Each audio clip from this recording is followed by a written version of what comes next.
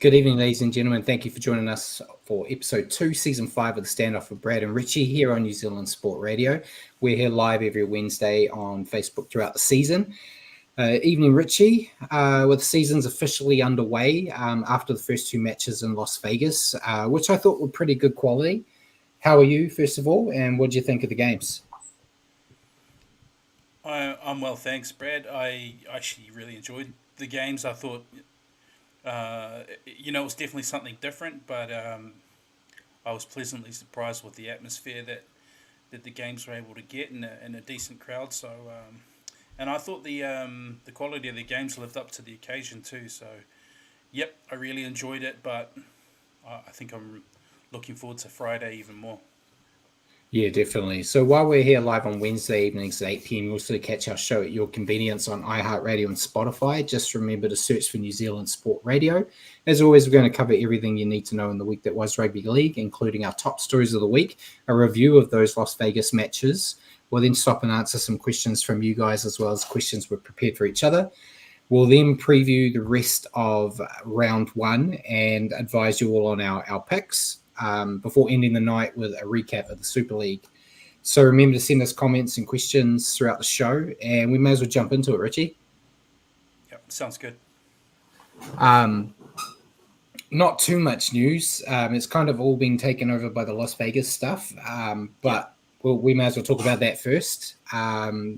The Vegas launch was deemed a success after over 40,000 fans turned up for the doubleheader. And there's been noise that several clubs were very interested in being included next year.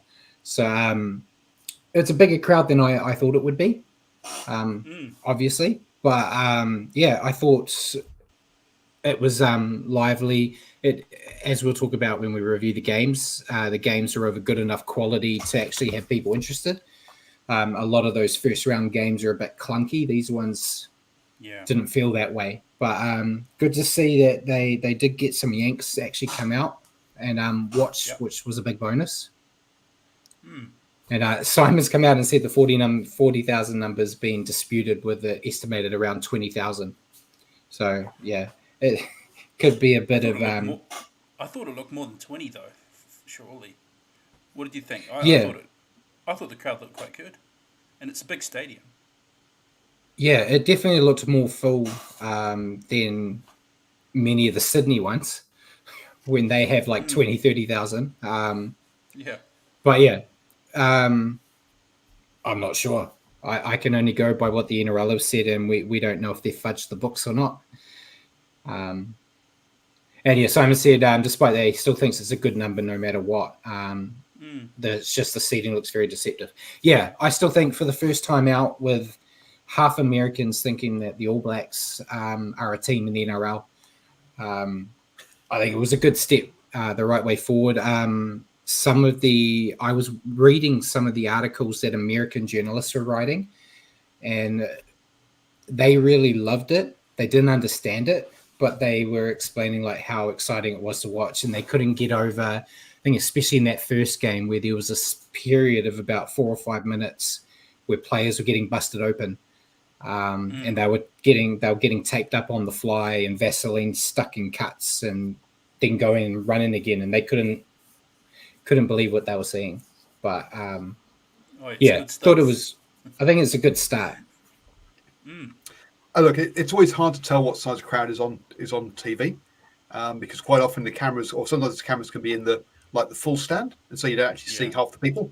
So it can be it's very difficult to judge kind of what the if you judge what the crowd's like and actually there, really, if you're trying to talk about numbers wise. It's true. I've been to a number of games at Westpac Stadium where they've closed off half the stadium and only have the cameras pointed at the stand that's open.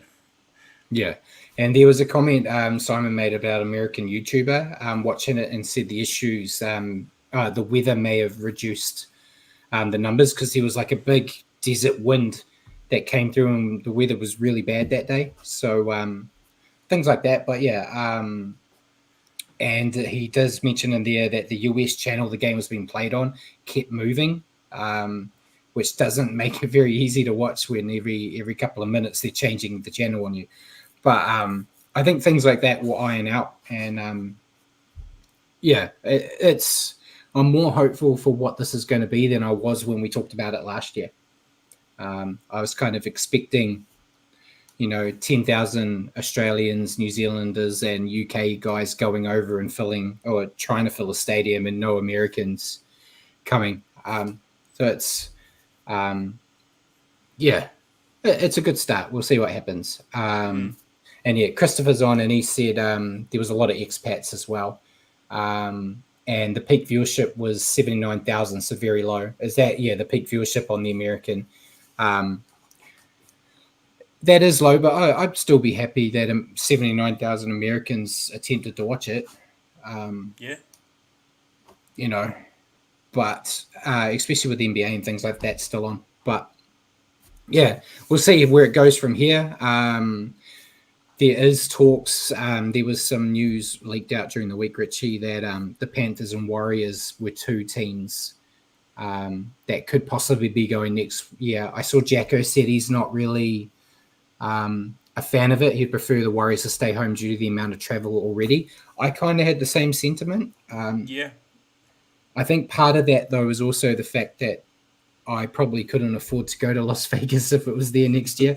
So if I can't go, I don't want the Warriors to go either. Yeah, there'd be a massive FOMO element there. But Yeah, I kind of agree. Yeah, we're probably one of the teams that do the most travel out of all of them. So, and we've got the best home day experience in the league right now. If I, you know, excuse my yeah. bias, but I believe we do. Yeah, and Simon's actually put a good point up about that American YouTuber saying that the NRL needs to reduce the price of the NRL Watch streaming service that they're pushing in the States, saying that it's 150 US to maybe $50. Yeah, I assume that's like 150 a season. That's for a sport you're not really sure if you're going to like or not. That's a big investment. So I think bringing it down would be the right way to try to get people involved. But yeah, I guess that's up to Mr. Volandis and co. But yeah, anything else you want to talk about that before we move on? No, we can move. Well, I Paul guess my might. only thought is on this way is that maybe you do want to get in there because hey, your jersey sales might be pretty Yeah. good if you get an American fan base. So hence, I can understand why some teams might want to get out there and be We one of the first out there to build up that fan base. we don't have that Guarantee. problem. Guarantee if Yeah, but we go everyone there, loves more. Everyone loves more jerseys sold, don't they? the Warriors We we especially. we don't have enough to sell. Uh, we're already not. Imagine if the Americans get involved, we'll never be able to get any of our jerseys. I guarantee if we went there, the NRL would make it a Warriors home game. Well, that is the Yeah. problem. Yeah, yes. But I think the other thing is, so yeah, how long before the Warriors produced a Stars and Stripes or kind of Dukes and Hazards that flag from the Ooh, South kind of style jersey. that might be a cool I idea. yeah, I wouldn't put it past them. But yeah, and before we move on from that, sorry, Fox League actually came out and confirmed the matches were the highest ever viewed on their channel. So that was good. A lot of people were interested in watching. But yeah, we'll leave Las Vegas until we talk about the games and get on to, I guess this is partly Las Vegas, but Spencer Leniu has been accused of allegedly using a racist remark against Ezra Mam. And there were reports that the Broncos players confronted Leniu after the match back at the hotel both sides are staying at. I think probably next year they might look at separating where the players are staying for things like this. Yeah. But it's we can say the racist remark on here because it's not as bad as it's still bad, but it's alleged that he called Ezra Mam a monkey. As the white guy on the show, I'm going to sit back here and let you talk about it. So Oh, gee, thanks. um, yeah, I don't know how far down the road of investigating it they are. I know that the NRL is going to look at the footage and enhancing the audio to see if anything can be picked up. Yeah, it's not the best taste, and if it's proven that Spencer did say that, then it's probably worthy of a little bit of a ban. I'm not too sure what you throw at him in terms of that, but obviously some education might around it might be handy as well. But you don't want it in the game. Yeah, I've got a little bit more about it in the naughty boy corner, obviously. Yeah, you can't say things like that. It's yeah. I know I've said worse on the field. To me, probably, yeah.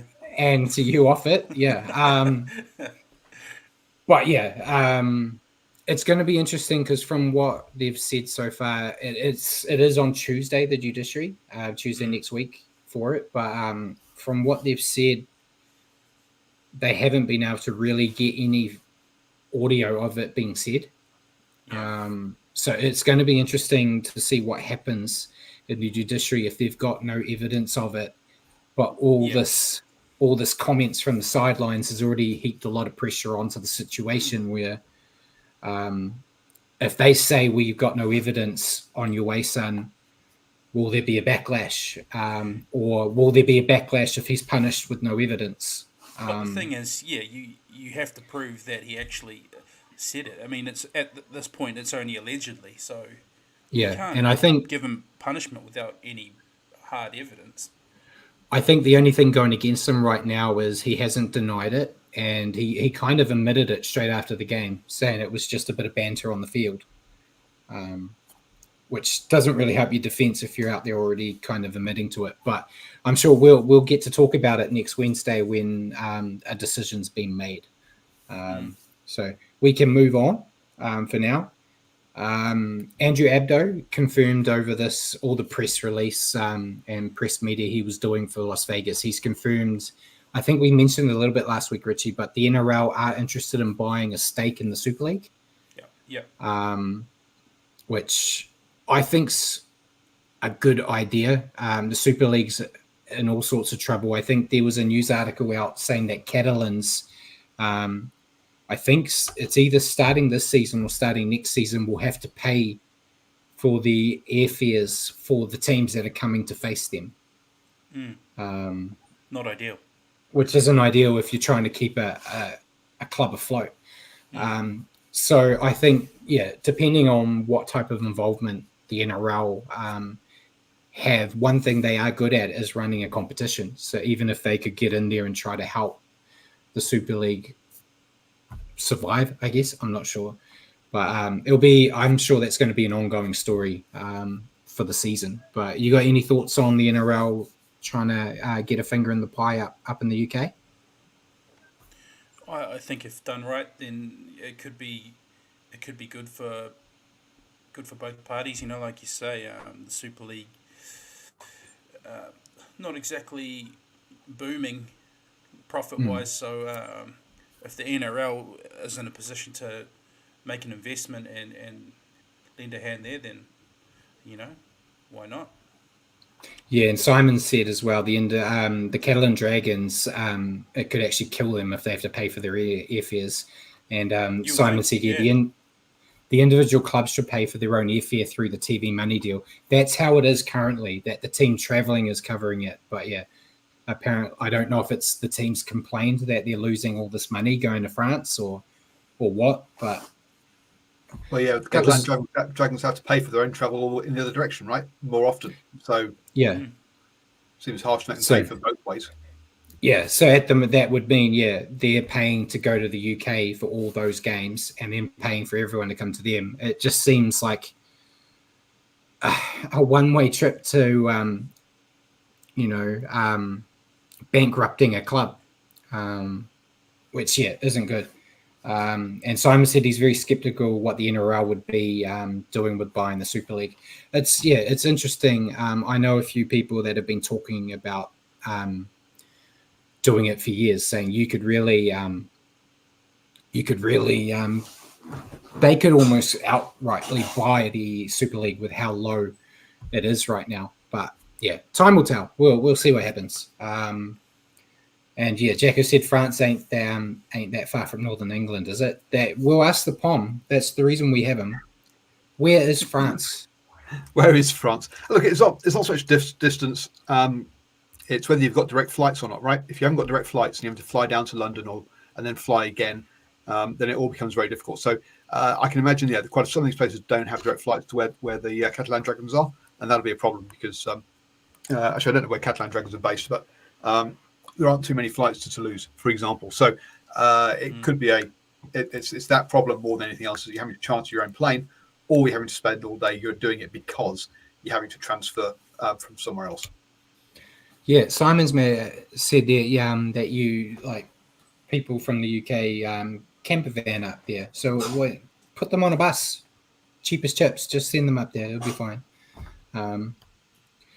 But yeah, we'll see what happens with the mess that is the Super League. So we'll move on. New South Wales have secured the 2024 Grand Final hosting rights for $10 million, rumoured. The Grand Final will be at a core stadium. I don't really know if it's news, Richie. Kind of feels like that's, bar COVID, that's where it always is. So pretty much, it didn't feel like news to me, but yeah, it's kind of just always there, isn't it? Apart from we've had the one, like you say, COVID, Queensland, but yeah, yeah. There's not a lot of news when all they're talking about is Spencer, so I had to find something, mate. You did say it was a slow news day. Yeah. So yeah, same old. So yeah, we can move on. There was some news that I heard recently today that the Dragons have apparently released Paul Turner from his contract effective immediately to give him a chance to join a club in the Super League. No official statement that I've seen before we jumped on tonight from the Dragons about it, but I feel for Paul Turner. It's kind of a fall from grace. He was an up-and-comer when he was with the Warriors, had that pretty good debut, and then wasn't happy sitting on the bench, so demanded a release and has kind of chopped and changed with the Titans and the Dragons. Never really got his feet settled. Tough news for him, but I think as bad as Super League is, any Super League team would be better than playing for the Dragons anyway. Yeah, just looking at the comments, hey Rob, Turner got impatient. Tend to agree. He got impatient and then asked for a release from us, and then it's bounced around a couple more clubs. But yeah, like you say, Brad, bit of a fall from grace. He had huge raps on him coming through, and it seemed like there was a period there where so many Warriors fans on social media were calling for him to get his chance, and he was going to be the next big thing, but it never really turned out. Yeah, it's unfortunate for him, but yeah, sometimes with these kids, they're a bit impatient. They want to be starting straight away, and they don't remember that their career can go for a season or it can go for 10. Some of the young kids that toe the line and slowly build are big names now because they did the hard yards first instead of going straight for the big payday. But yeah, like Jacko said, he can play a bit like Lola here, and yeah, he'll go up and be as successful in the Super League as Lola here is. Lolo crushes it up there. So but you kind of do need a little bit of patience in this, particularly in the position he plays. A lot of players coming through don't really hit their straps until a little further on down the track age wise. Look at guys like Lachlan Elias at the Rabbitohs. He's sort of got raps on him, but it's kind of takes a back seat to the other big stars in the team, and probably he'll look to develop into something more. But yeah, probably just Turner didn't really have that kind of wanted it all there and then. Yeah. The flip side is you're only one injury away from the end of your career, right? So hence, I want to be earning some cash now, please, before I get injured during a training ground incident and I'm all over. So that's the flip side of it. Yeah, I'd understand that if he was going for big values, but I think he was going for unders anyway. But yeah, I can see both sides. And Jacko said hopefully Ali Leatawa doesn't get impatient. I think with the way the Warriors are now, Jacko, we don't really seem to have a lot of that happening anymore. I think a lot of those guys, I can't speak for them, obviously, but I think a lot of them really like Webby and what he's doing and can it. Yeah, I think they know that when they get an opportunity, Webby's going to give it to them. And if they prove their self-belief and how good they are, right, he's not going to just quickly take it away. I think you look at Tane Tuapiki, he came over here for a chance,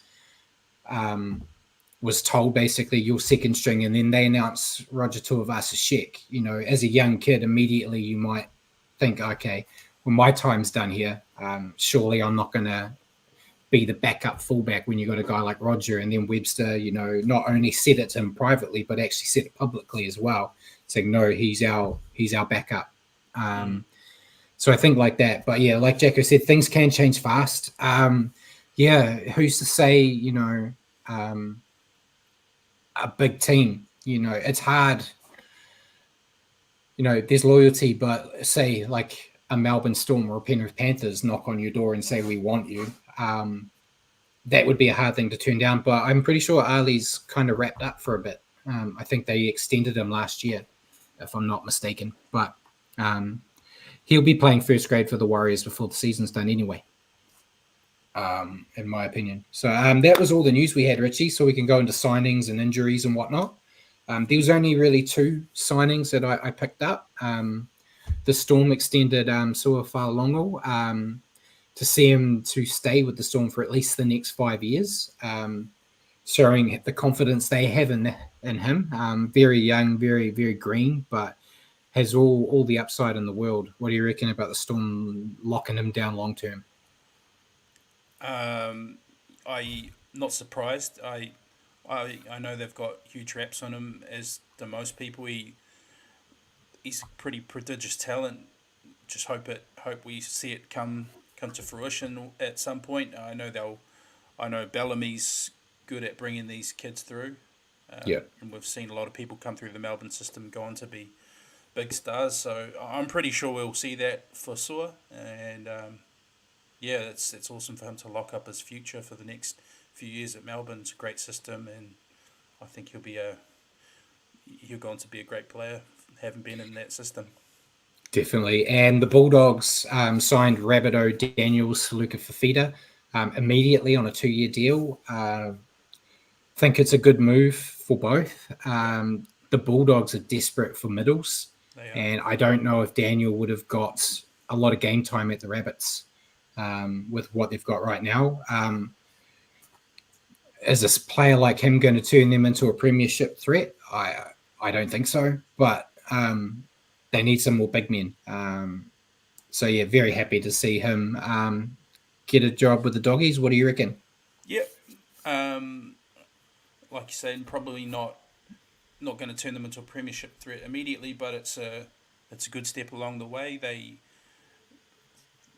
need some depth in their forwards. They've been building their squad, and I don't know how much more money they have left, but they're starting to chip away with a couple more signings like this now. So looks it's like better than signing another utility, mate. It is. They don't need any more of those, that's for sure. But it looks like the Bulldogs have a plan, and they're chipping away at it. And I'm really interested to see how they go this year, because they're a funny one.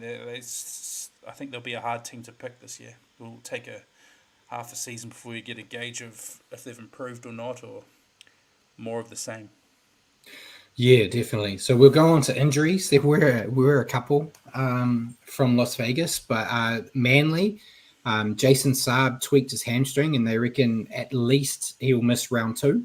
I think this is probably the benefit of having that extra break they get because of the Las Vegas games. And Ruben Garrick from Manly also suffered an ankle sprain and could miss a few weeks depending on the severity. I couldn't see any updates from Manly yet, but you could softly pencil them in maybe for round 2. Then Brendan Bakura from the Broncos left the field early in Vegas and failed an HIA. Horrible to see that happen to him. Even worse because he's in my fantasy team. So I got the big donut, Richie, for him. No good.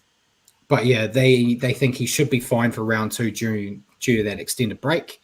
Then Murata Niokore from the Warriors fractured his foot and is going to be out for an undisclosed period of time right now. They haven't given us a date, which is they kept it kind of under the radar. Apparently, he did it in the second trial. I didn't hear about it until I saw his name wasn't announced yesterday in the team naming. And then Elliot Whitehead from the Raiders injured his calf and is going to be out for 3 to 4 weeks. So some big ones there. Manly need Jason and Ruben back for round 2, definitely.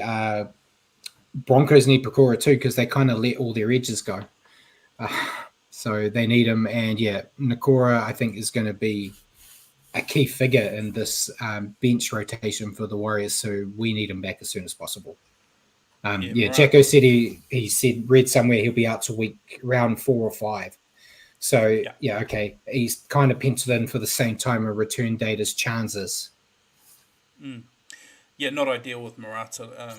What we saw from him in that second trial it had me very excited what was to come for him. So that's a big bummer from a Warriors fan point of view. But yeah, Manly's not ideal for Manly either. I thought their backline looked really sharp on the weekend, and we'll get to that. But yeah, that's two of their the strike weapons out wide there. So hopefully for Manly's sake that they come right pretty quickly. Yeah, definitely. And then last segment before we get into the games is Naughty Boy Corner. We've got 2. So Reece Walsh from the Broncos, he's been charged with a grade 1 shoulder charge. It's a $3,000 fine, or if he decides to contest it, it could be extended to a 2-game ban. Because they're not doing judiciary till next Tuesday, we haven't had a decision from him yet. I assume he's going to plead guilty and just pay the fine.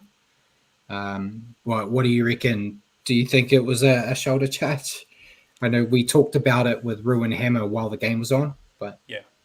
I mean, by the book, it's definitely a shoulder charge. He didn't try and get into position to wrap arms. He just ran in with his shoulder to bump him out. And I've heard the other arguments from people like Billy Slater defending it, saying, "What are you meant to do in that situation?" But I don't know if that gets you off any punishment, because if you're going by the book, he committed an offence and was penalised on the field. So I think he will plead guilty and take the lesser charge. He's probably smart. That's the smart route for him to go. Yeah. So as I said to you and Ruin Hammer in our chat, Reece Walsh had some time learning from a fullback that was kind of the master of what to do in that situation, which it's a bit disappointing with Billy saying like, what should you do in that situation? Because Billy, is a renowned fullback, but he was also known for sliding feast first into people to stop tries. So Roger Tuivasa-Sheck was kind of the master at stopping people in that corner without using a shoulder. He focused more on the ball carrying hand. If you lose contact with the ball, you can't score. You don't need to try to knock them out with a shoulder. And saying that as a prop, I thought that shoulder was fine. Well, I mean, Brad, you asked us 5 years ago, we're probably saying great hit. I still think it was a great hit. So, it was a good hit. I mean, prior to the rule changing and shoulder charges being allowed, we used to cheer that stuff. So you got to look at it from that side of things as well. Yeah, and Jacko asked, how did Reece not get 10 in the bin for that shoulder charge? It's because it's Reece. You don't do that to the poster child. So simply, it's Reece. If it was Niokore, like you said, Jacko, probably getting 4 weeks. The NRL is racist. And then, the last one was Spencer Leniu from the Roosters for the alleged racial slur, sent straight to judiciary. We'll talk about that on Wednesday because Tuesday night they will have his court session, which I'm sure is going to be an interesting night. I'll keep an eye on the minute by minute updates that the NRL love to give us. And Rue has said you can't rob the fans. Exactly. It hurts the fans if Reese isn't out there. So we'll move on to Las Vegas games. Our first reviews for the year, mate. Nice. So first up, we had Seagulls defeating the Rabbits. It's nice you actually bother to watch these games, boys, unlike the pre-season games. But there we go. It's always good. We watched the preseason games. We just didn't watch all of them. So Seagulls defeating the Rabbitohs 36-24. Do you want to give us a rundown of the tries, Matt? Yeah, for sure. So in this one, it was 6 tries to 5. For Manly, we had Haumole Olukuatu, Jason Saab, Lachlan Croker, Ben Travojevic, Ruben Garrick, and Brooksy. Brooksy on his Manly debut. 5 for the Rabbitohs, Richie Kenner with 2. Jacob Gagai on debut. Latrell Mitchell and AJ Alex Johnston, our leading try scorer tip. So plenty more of that, please, AJ. Yeah. For me, for Seagulls, it was a great game to kick off the season. Manly just kept the pressure on South and waited for them to buckle. The combination of DCE and Brooks shows a lot of promise, surprisingly for me. And Turbo looked dangerous once again. It kind of looked like the old Turbo in moments. I thought it was a surprising win. It wasn't one I predicted. Seagulls looked a lot more on the ball than I think many expected. But what's your takes on Manly? Yeah, I thought they look a much improved side compared to the 2023 version. The ingredients there look promising if they can all stay fit. Luke Brooks looked a good addition to the spine. He looked to complement the other guys there. Turbo looking properly fit again, in my opinion. Not the version we saw of him early last year, who was sort of hobbling and not at full speed before being injured for the rest of the season again. But he was looking really good. And little brother Ben, I thought he looked quite threatening out there too. I think Schuster will have to be working hard to regain his spot. No more chicken pox and whatever else he was battling. So I think Mumps is next on the list that he's got to go through. Yeah. You got something to say, Paul? Yeah, I was going to say, look, also in conversions, 6 from 6 from the Eagles, only 2 from 5 from Rabbitohs, and that's only 1 try difference, but it's a 2 score difference because of those missed kicks, which you can't allow the game to get away from you like that. Yeah, the problem was Latrell spent all week in Las Vegas wearing a 20-pound gallon cowboy hat, so I think his balance was a bit off. So when he was doing those conversions, he couldn't really get his balance in tune. Your thoughts on the Rabbits, Richie?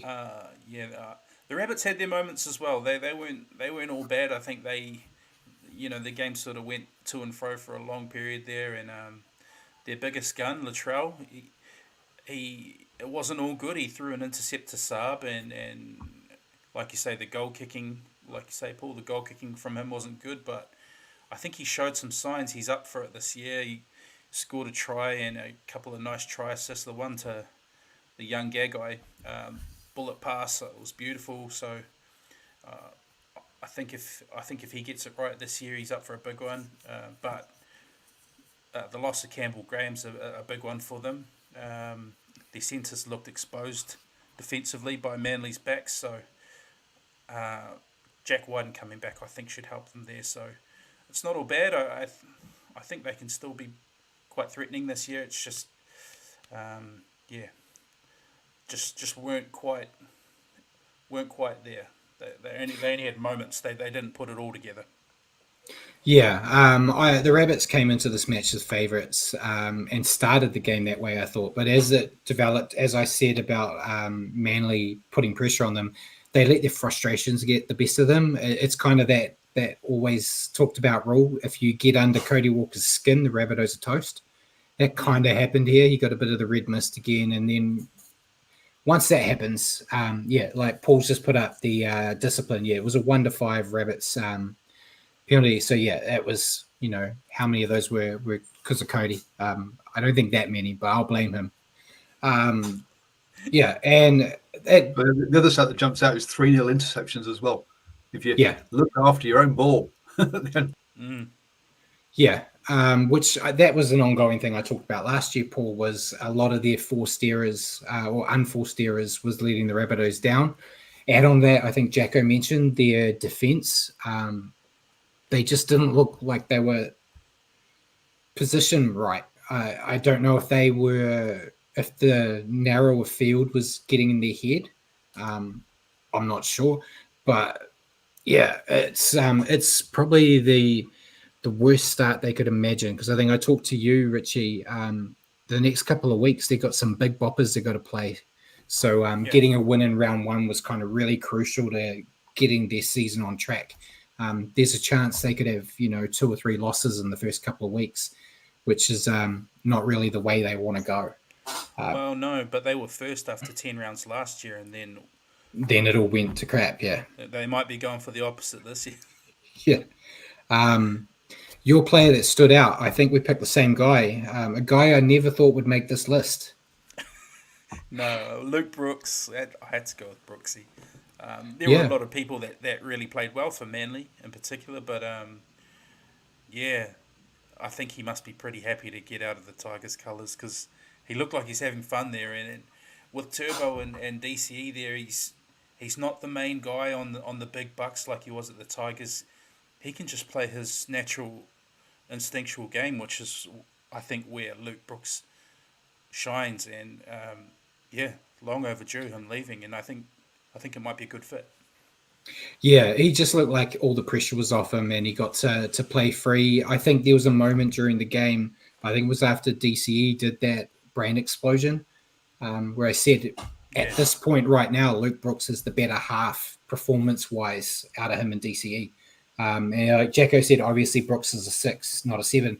Yeah, I think he kind of always looked like a 6, like the rather than your traditional 7. But yeah, I think on Ruin Hammer's prediction show, I said Luke Brooks would once again miss out on finals. That could still be the case, but if the Seagulls play like this each week, um, the top eight's definitely right up there for them to take. mm. So we'll move on to the last game of the Las Vegas experiment. Roosters defeating the Broncos 2010. Yeah, and this one was 3 tries to 2. Another close one. Joey Manu, Ponga, and Victor Radley for the Roosters. Dean Mariner and Reece Walsh for the Broncos. Yeah, Roosters came to play and put on a clinic, in my opinion. They attacked almost at will with James Tedesco winding back the clock. Their forwards got in the wars early and won the battle fairly easy. And it was hard to pick faults with them, to be honest. It was a very dangerous looking side. But your thoughts on the Roosters? This was more the type of Roosters I expected last year. They're big players: Teddy, Joey Manu, Victor Radley, even the young buck coming through, Terrell May. I think he's an awesome prop, uh, which you must be a fan of him, Brad. But they're looking on song right off the bat. This is how I would expect a team this strong on paper to perform. Yeah, I thought it was a good performance to knock off one of last year's grand finalists. In front of an international audience, a big game overseas in round one. So, and traditionally they're pretty slow starters the last few years, the Roosters. So they'll be chuffed to get that one. Yeah, definitely. And your thoughts on the Broncos? I was expecting a little more from them. I tipped them as my minor premiership winner last in our prediction show. So, but it looked like there might be a little adjustment to life after Flegler, Capewell, and Herbie Farnworth. Um, Losing Piakora to a head knock didn't help them either. But I still think there's a lot of class in the team, and they'll come good before long. Um, Yeah. maybe the narrow field, not really Yeah. playing in someone like Walsh's hands. He thrives in those wide channels, and a lot of their game flows off him. But uh, I'm never upset when the Broncos lose. Not ashamed to No, say it. Yeah, no. Yeah, for me, the Broncos look way off the mark. I kind of expected what we saw from them in the finals last year to kind of flow on. But their attack was flat. They had a few moments of individual brilliance, keeping them in the hunt. Kind of relying on Walsh to do his thing to keep them around. But yeah, it's early days, obviously. But perhaps the loss of, as you said, Cape Whale, Farnworth, and Flegler is going to be bigger than they assumed. Yeah, you don't win the premiership in round one, obviously. So, Jacko said that Walters didn't look a happy chappy after game. He actually looked slightly shocked. Yeah, I think they were bamboozled, to be honest. And that may have been part of the problem. I think maybe they went over going, we're technically ladder-wise, we're the best team in Vegas. So easy win. Simon's pretty much said exactly what I said during our chat, Brad. The only downside to the Broncos not winning, is the Roosters won instead. Yeah. I was saying to the boys during the game, Brad, and the Ruin Hammer boys, it's tough actually wanting the Roosters to win a game. I don't like either of those teams. Yeah, and we went with different players that stood out. So I'll let you go with yours first. Yeah, I saw Brad was going to pick a guy that he tipped to lose his rep jersey. So nice to see him doing a 180. Spoilers. But, spoilers there, yeah. I went with Victor Radley. I thought Victor Radley looked like classic Victor Radley.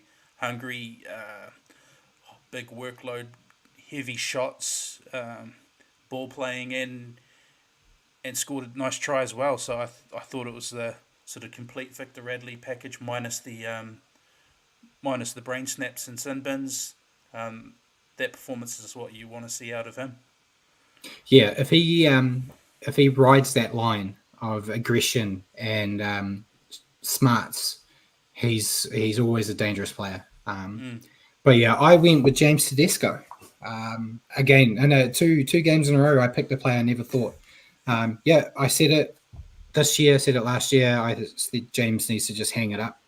When you're getting out jumped by props for bombs, as a fullback, you need to hang it up. But he looked 5 years younger in this game. Really did.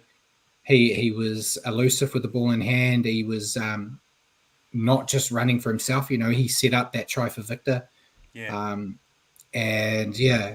Maybe he just had a really good off season, or maybe he listened to Madge Maguire when Madge said he doesn't care who you are, he's going to pick the best New South Wales team. It doesn't matter how many times he's done it before. So maybe he realized he doesn't have a free pass in Origin anymore. And it's given him some incentive to up his game. But yeah, very impressed with what he did. Yeah. As long as that doesn't happen in a couple of weeks when they play the Warriors. Very true. Be happy. So that was our games. Two of them. It's a lot easier when you have to only review 2 games instead of 8, Richie. It really is. Normally at this time of the show, we'd bring up the ladder, but I didn't feel like we needed to with 2 games. I guess I think it's Roosters at the top, Sea Eagles second. Other way around, Sea Eagles at the top, Roosters second. I'm not here for my maths. With Broncos 16 and Rabbitohs 17. Geez, I thought you'd be putting the table out there just to see that. No, but at least we can say that at the end of round 1, the Tigers will be higher on the ladder than the Broncos, with their Tigers 2 points from the bye. So somehow Tigers are third in the ladder. That's because they got the bye, so they get the 2 points. That's that's right, exactly. Yes, that's what. Stop the season now. Yeah. So and then after we do the ladder, we would talk about our tips.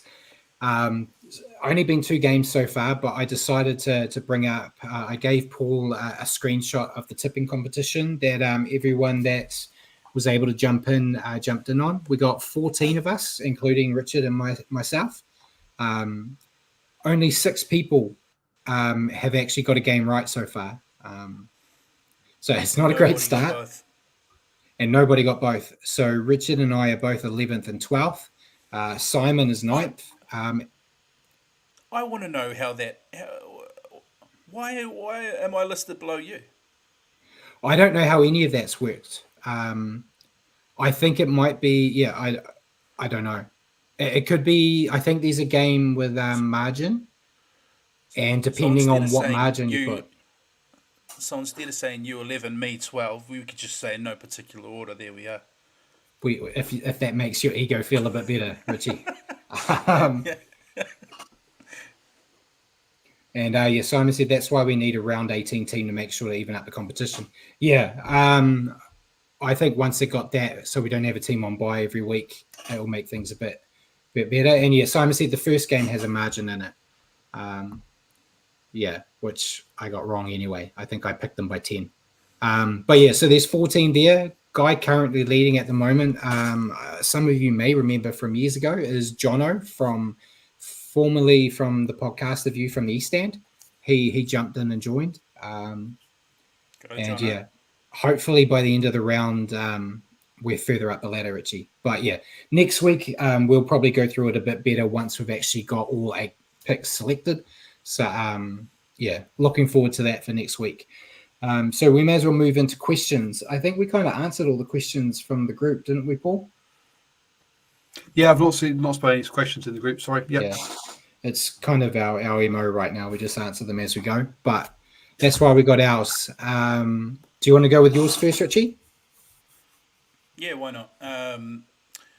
So my question to you: with the injury to Niokore, do you agree with Webby's forward pack and bench selections this week, or would you have gone another way to cover that injury? No, I probably would have gone with what he's done with the injury to Niokore. I did my season preview that came out on Monday, and I picked my round 1 team, and I got 1 to 13 right, which I think everyone that's a Warriors fan would have picked. But my bench, I went with Dylan Walker, Jazz, Tom Ali, and Murata. But I did say in there, if they want to give Egan some minutes off the pitch, swap Jazz and Lussick. But I was still wrong because I only had Tom and I didn't have Bunty. I didn't know the injury, obviously, but they're playing Murata as a middle, and the best 2 middles that weren't in there are Bunty and Tom. So it makes sense to one was always going to be there, I think. So bringing the other one in to replace Murata seemed like the right thing to do. But what about you? I can't argue, and I won't argue. You know, it's in Webby we trust, as they say. Yeah, I think he's gone the logical way with the injury to Niokore, you know, picking Tom and Bunty there as the middles. Some people, I see some people saying, you know, Jazz, unlucky for Jazz, he's been mainstay in our team for a few years now, but yeah, I wouldn't have argued if Jazz was selected and either Bunty or Tom wasn't, but I'm happy enough with what Webby's gone with. Yeah, I know Paul will dislike it, but I was on a show with Warriors NRL Fanatics last week, and I talked about that with Jazz. Jazz didn't have the best trial against the Dolphins, but you know what you're going to get from Jazz. There's some ups and downs, but he's always going to give you 100%. So I didn't see it as a knock if he was selected. Not being selected, you know, it's just going to, you know, up him. He's gonna want to, you know, improve tenfold and get back into that side as soon as possible. So yeah, I'll go with my question before we talk about the team. So Simon's got the question here. He's asked you: should they rotate the US cities around, or should they have it in LA every year? Which way do you think? Think it's good to build a fan base in one city, or try and spread it around a bit? I think they should stay in Vegas. Americans aren't the brightest historically. So I think moving it around won't help. And Las Vegas is kind of a hub where a lot of people will travel to. So I'm happy with it there. Yeah, I think if they moved around too much, it would dilute what they're trying to do. Yeah, it's not big enough to be able to take it like on a tour and go like a different state every year. So stick in Vegas for me personally. No chance of the standoff expanding into the US market. Then Brad just said they're not the brightest. I was going to say, yeah, Um, how to alienate a portion of our audience and remove half of our potential sponsors. I've said worse about players that we talk about, so it's fine. And yeah, Players aren't sponsors though. But anyway, go on, no, Richie. but sorry, I love uh, Americans. I'm fine. Sorry. I'm happy enough for it to stay in Vegas and build on what they've done this year. I thought the product was really good, and I'd like to see it again next year. Trying to make it bigger and better. Yeah, and Simon made a good point. Americans are asleep right now. Yeah, so shut up, Paul. Leave me alone. Anyway, a quick one from me, guys. Which stat do you think? Because I've been throwing up stats over in the live chat. Which stat do you predict is going to be the most telling stat to which team will win for games throughout this season? The scoreboard. Oh, Yeah. just Richie, stop it! Yeah, that is always the biggest indicator for winner and loser, Paul. I think for me personally, I think if you look at the Panthers model, defense, it's the cliche, defense wins championships. Yeah. So I think missed tackles is a bit misleading. But yeah, I'll go with missed tackles. But some teams like the Panthers can always miss a stack of tackles, but they stop all the scoring opportunities. So I don't know if we can pull up a scoring opportunity stat, but it's something like that. Different models work well for different teams too. Like you'd think of the Panthers as an efficient team who have a high completion rate. And you look at the Broncos, who probably don't have a very high completion rate, but they strike at any time, and that won them a lot of games last year. So yeah, it's hard to tell. Yeah. I'm going to go with dummy passes, boys, and both of them. The team that threw the fewest dummy passes won. The Roosters threw one dummy pass to 11 by the Broncos, and the Sea Eagles threw 7 to 15 by the Roosters. So yeah, don't try dummy passes. Actually, try and play rather than trying to fake play. Is my so I'll be keeping an eye on dummy passes for the rest of the season, or at least until it's all proved very much wrong. I don't even know if I could do a dummy. So my question, I know it's early days, but out of the 4 teams we watched in Vegas, which one do you think is the biggest premiership contender right now? I'm going to say the Broncos, and the biggest premiership contender right now is a bit.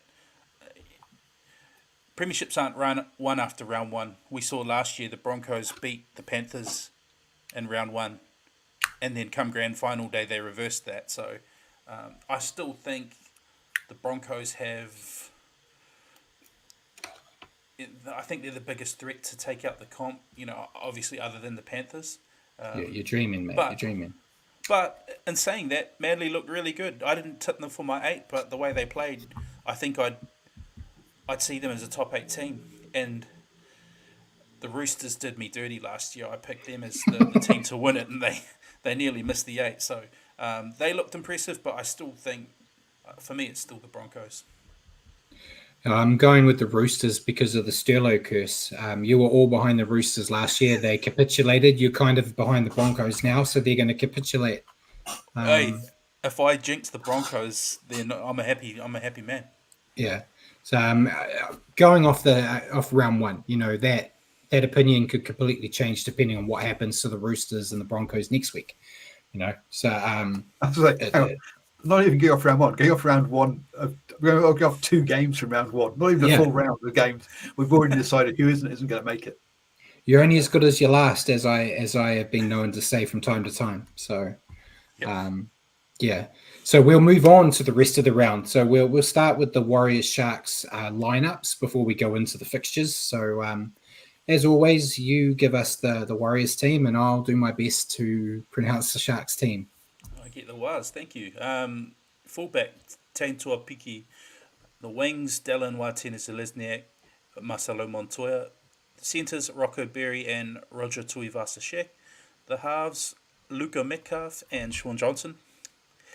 The forward pack, Adam Fanua-Blake, Wade Egan, Mitch Barnett, Jackson Ford, Kurt Capewar and Tohu Harris. The interchange bench: Freddie Lussick, Tom Ale, Bunty Afoa, Dylan Walker. Yeah, you happy with that team? I am, yeah, good team. I mean, obviously Niokore not being there is a bit of a downer, but given that he's injured, I think that's as good as we can throw up. Uh, other than Chance being fit, but I think Tane is a very able replacement. Yeah, yeah, I'm more than happy. I think that's probably the best team you can do right now with injuries. Simon, there's two mentions. Simon and Jacko have made it, but Simon said Warriors Sharks, the first game on Friday night live NRL on Sky Open. It's a good opening game. Hopefully the free-to-air coverage brings a bit more fans to competition. 100% there. And yeah, Jacko said Lussick's named at 14. Webster sees him more than just a backup for Egan. Yeah, he did actually make a comment earlier as well saying that Webster rates Lussick highly, unlike Warriors fans. I actually talked about that on the show I did last week where I compared Lussick and Egan, saying, 2-3 seasons ago, bless you, 2 or 3 seasons ago, a lot of people were really down on Egan, saying like we need to get any other hooker we can because Egan's rubbish. And you fast forward to now, and fans are saying, Egan, if he keeps playing the way he is, he could play Origin. Lussick's very young in his game and is still learning. So a lot of the people that are a bit rough on him were the same when Egan was that level of inexperience. I think Lussick's going to be a hell of a talent given time, and giving him bits and pieces, I think here is going to do a lot more for his development than being a 80-minute hooker in New South Wales Cup. So, and Egan, I think there was a stat from NRL Physio on Twitter today that Wade Egan had the most HIAs in 2023 of any player. So they need to protect him because Lussick isn't at that level yet to replace Egan. So if Egan, takes one bop on the head too many, you could be in a lot of trouble. So doing maybe a 60-20 split or something could really help out. You think you bring Lussick on, who's really fit, quite nimble against some tiring middles. He could cause some trouble. He's not afraid of contact, so he'll go out there and get hard out too. So I think he's well deserved of that spot. Yeah. And if he did, it helps rather than having like a Dylan Walker or a Jazz at hooker if Egan goes off for an HIA. Yeah, exactly right. Wade Egan's no stranger to the concussion protocols. So, he picks up a concussion that rules him out for a game. Freddie's the guy, isn't he? So having him coming in and playing NRL level, I think it's going to have him sort of more ready to go. So I'm good with it.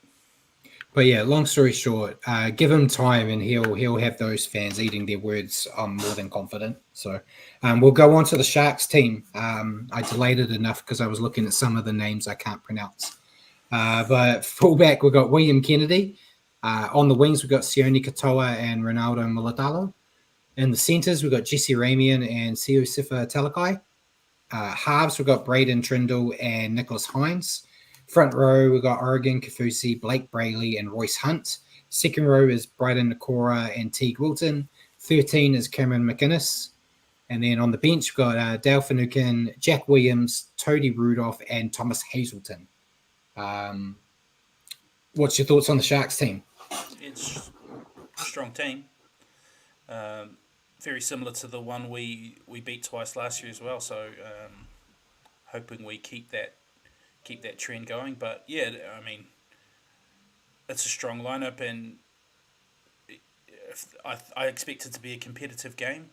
Yeah, I'm hoping we blow them away, but I'm expecting it to be competitive and like 40-10, mate. Easy. Oh, win. That'd be awesome. But we're definitely going to have to be on our game to see them off. Yeah. So yeah, I'm going with that. I think it will be a tight game, but I'm going with the Warriors in that one. I assume you were too. Yes. Yeah, I did. Yeah. And before we move on to the rest of the draw, Stace made a comment saying like Egan's HIAs could be detrimental for him and the Warriors. He's one of the few that isn't a fan of him. While Medi praised him, it feels he's missing a kick game. his no-look passes at times can be a liability. The biggest issue I have is when we first signed him, I talked him up about his kicking game because playing reserve grade for Panthers, he actually had a really good kicking game. And he seemed to have put that in the background. I don't know if that's because he's been told to, going like, we've got Sean and that for that. You just focus on the other stuff. The no-look passes, at times I think they look amazing. Other times I'm pulling my hair out. I think last year he kind of pulled them in a bit though. But yeah, I understand his divisiveness at times. But yeah, hopefully they've done. I don't know how you fix HIAs to try to prevent them from the future. I don't know. Maybe. Well, you can't really, can you? No, look, it's about spots. It's tackle technique and carrying technique, right? It's about knowing how to position your body. Don't put your head in the wrong place. If you can put your head in the right place, you're not going to get hit so often. So it's a matter of it's about tackle technique and carrying technique around that one. Just get tougher. Just be tougher. No, that's not how concussions work. No. That's an absolute bullshit comment there from Brad. I never got a concussion. I'm tough as. Unless you got no brains. Exactly. Well, that's the other option. But yeah, hopefully they've done something with his.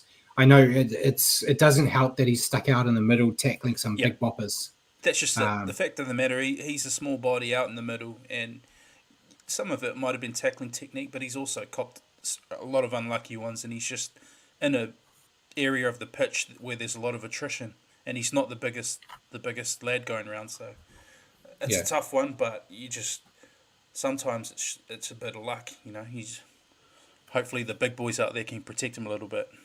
Oh yeah, I'm not saying you can avoid all of them, but if it's becomes a kind of a systemic thing, or you see it a lot, then there's something wrong with it.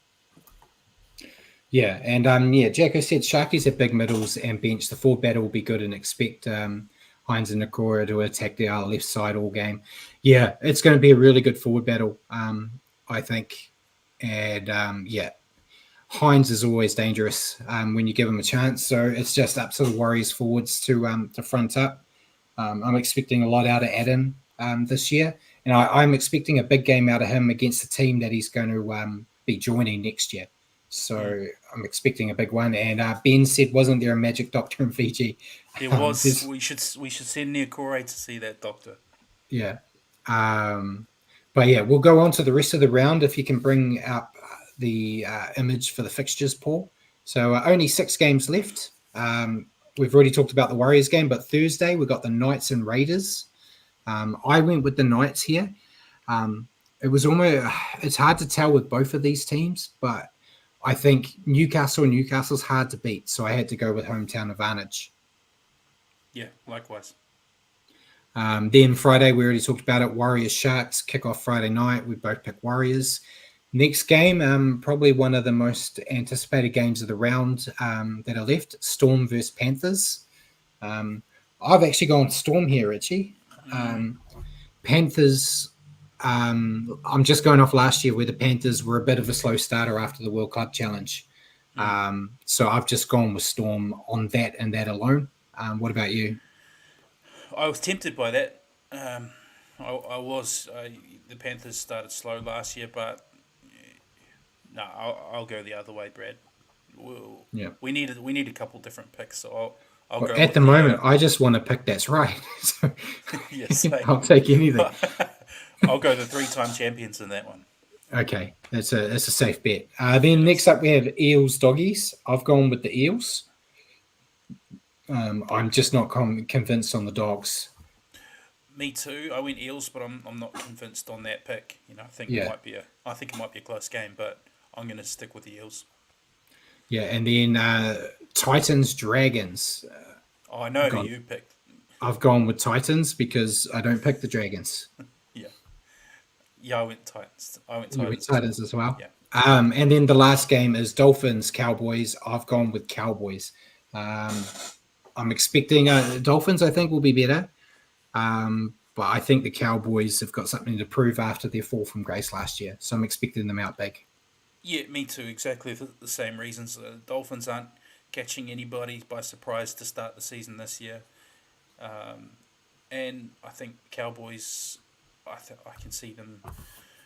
I picked them in the top 8 again this year, so I think they're going to have a bit of a bounce back this year, and it starts in round 1. Yeah. And we've got heaps of people mentioning who they're picking. Thankfully, because of the tipping comp, I don't have to write down Simon's picks anymore. But yeah, it's good to see we've got a few differences there, which will either help us out against Simon or get him ahead of us early on. So guys, yeah. So on the 5 that you've gone the same with, we've obviously gone with the multi again with $2 on there. $2 will return $13.33, and those 5 are all favourites. So we haven't got a hope in hell. Let's be blunt. Yeah, I was going to say, will it be? It'll be like last week's multi where it was over in the first game. Yeah, as it has been. After last year, I just can't believe you've not gone with Dolphins early doors. Until the Dolphins pick up some injuries, they're going to look like champions. And then when they pick up a few injuries, picked up injury. They picked the up second half of the injuries season where they're going to fade. Yeah, they've already got a season-ending injury, Paul. They're in trouble. So yeah, that is the round, which means we're almost at the end. We're going to quickly talk about Super League, which means Jacko's going to disappear in a cloud of smoke. So cheers for joining us, Jacko.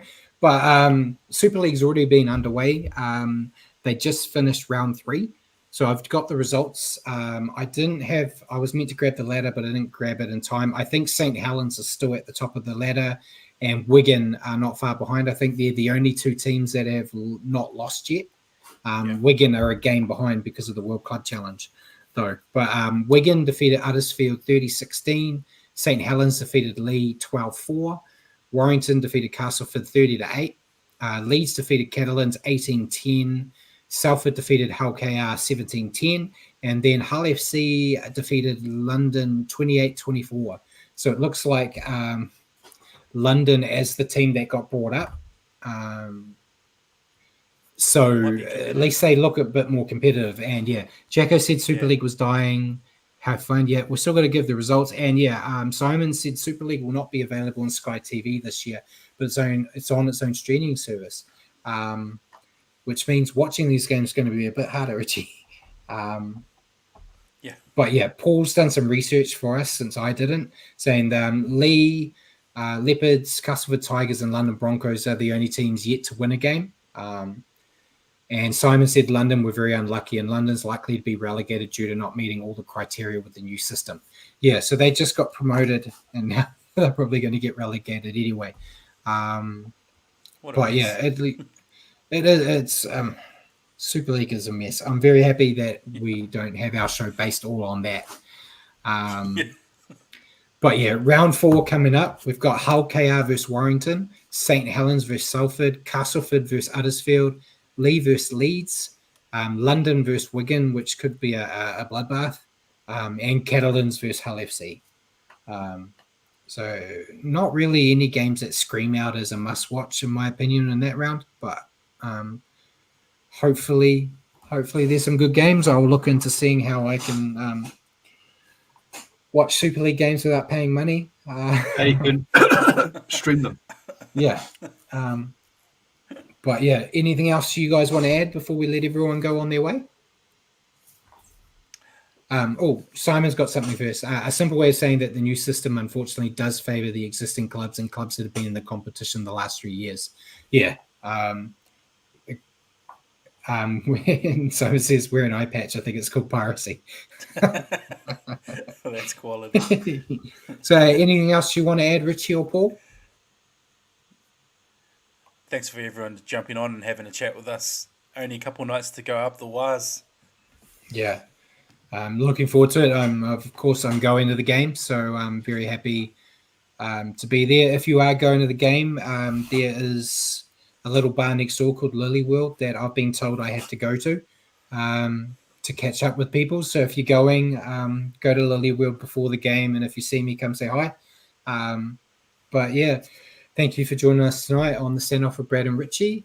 For your weekly update on rugby league, tune into the show at 8 p.m. next week, or at your own convenience on iHeartRadio or Spotify. Just remember to search for New Zealand Sport Radio. Thanks for joining me again, Richie, and cheers for all your help in the background, Paul, and good night, everyone.